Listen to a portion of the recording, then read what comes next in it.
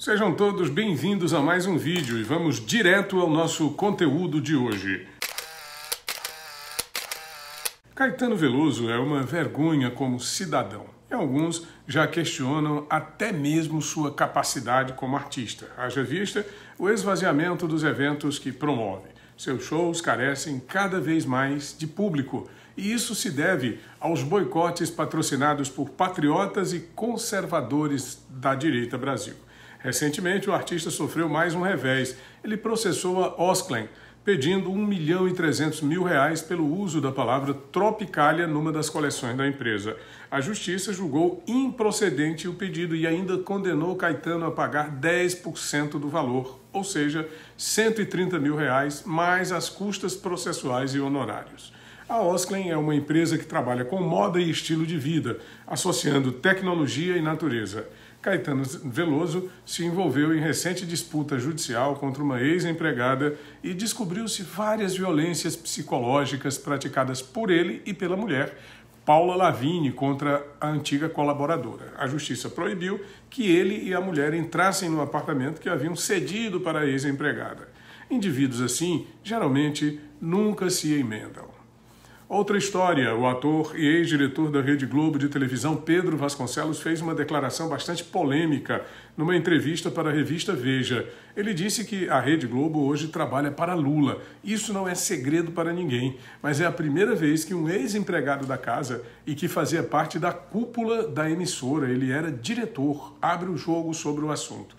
Ele comentou que a empresa brigou com Bolsonaro, ex-presidente, por causa da queda no faturamento junto ao governo federal. E enfatizou que a Globo, assim como qualquer concessão pública, deveria trabalhar para todos. Esse comportamento da emissora prejudica o país na sua compreensão. Vasconcelos lembrou a disputa presidencial de 1989 entre Lula e Fernando Collor de Mello. Na época, a emissora fez uma edição do debate final que terminou favorecendo Collor de Mello. Esse tipo de postura se mantém. É importante abordar assuntos diversos e não ser forçado a isso, disse Pedro Vasconcelos. Mais uma história, o grupo Folha de São Paulo mantém a sua postura de tentar atribuir a Lula e ao suposto governo requisitos que eles não possuem. Nesta semana foi divulgada uma nova pesquisa Datafolha, na qual o suposto presidente aparece com 36% de aprovação, segundo o levantamento do Instituto, enquanto 31% rejeitam o suposto governo. A pesquisa mostra que cai a taxa de aprovação juntamente com a taxa de rejeição. O movimento é suspeitíssimo do ponto de vista estatístico, porque geralmente, quando cai a aprovação, imediatamente é porque aumenta a rejeição. Lula tem se envolvido em polêmicas desnecessárias que terminam por estrangular a sua popularidade. A mais recente, o escândalo da tentativa de comprar arroz da China e da Venezuela, desprezando completamente os produtores locais. E tudo por questões políticas, sem contar seu alinhamento com ditadores de plantão em diversos países do mundo. E a perda real do poder de compra da população brasileira são inúmeros problemas. Preços de vários produtos estão simplesmente disparando. Enquanto isso, a alternativa do suposto governo é aumentar impostos. Realmente inexplicável a pesquisa Datafolha.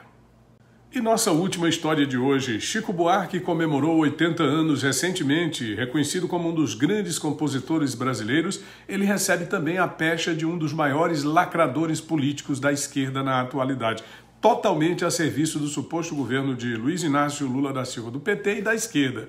Ele vive num exílio maravilhoso, um autoexílio em Paris, capital da França, uma das cidades de melhor qualidade de vida do mundo, uma das mais belas. Chico Buarque não tem nenhum motivo para se preocupar, mas ele reclama. Reclama, por exemplo, da atitude de patriotas e conservadores que insistem em fazer boicotes contra elementos da esquerda, como ele, por exemplo, contra lacradores que tentam impedir a livre expressão. Ele procura se notabilizar como um dos maiores defensores da liberdade de imprensa e de expressão.